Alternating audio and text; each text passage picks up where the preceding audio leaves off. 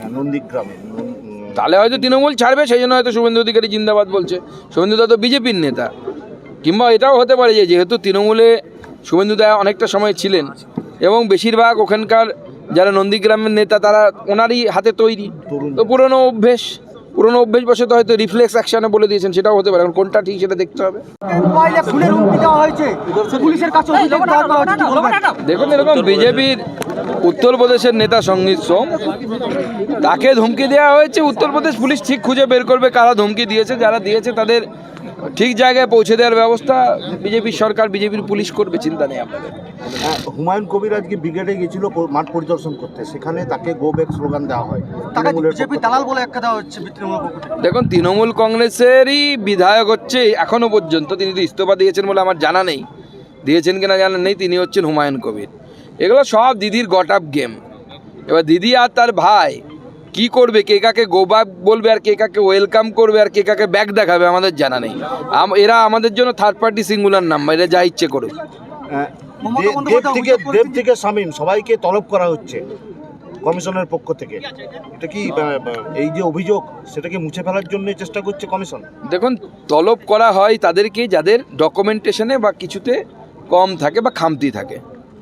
তো এবার যদি কারো খামতি থাকে তাকে ডাকা হবে, আমারও যদি খামতি থাকে আমাকে ডাকা হবে। এতে অস্বাভাবিকতার কি আছে? আমাদের বহু বিজেপি কর্মী নেতার কাছেও নোটিশ গেছে।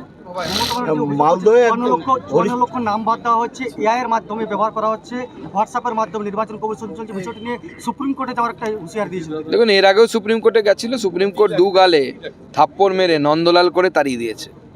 ঠিক আছে, যদি কোনো স্পেসিফিক অভিযোগ থাকে এআই এর ব্যবহার করা যাবে না, এটা কে কোথায় লেখা আছে? এআই এর তো ব্যবহার এখন সব জায়গায় হয়, ডিফেন্সে হয়, শিক্ষাক্ষেত্রে হয়, হেলথ সেক্টরে হয়। এআই দিয়ে যদি নির্বাচন কমিশন কাজ করে, এআই যে কাজ 10 বছরে হওয়ার সেটা 1 বছরে হয়ে যায়। মালদহে একজন শিক্ষককে স্কুলের মধ্যে, হ্যাঁ, কালকে পিটিয়েছে তো হরিশ্চন্দ্রপুরে একজন শিক্ষককে, প্রধান শিক্ষককে তৃণমূল নেতা লোহার রড দিয়ে বেদম পিটিয়েছে। এখনো পর্যন্ত কেউ সেখানে অ্যারেস্ট হয়নি।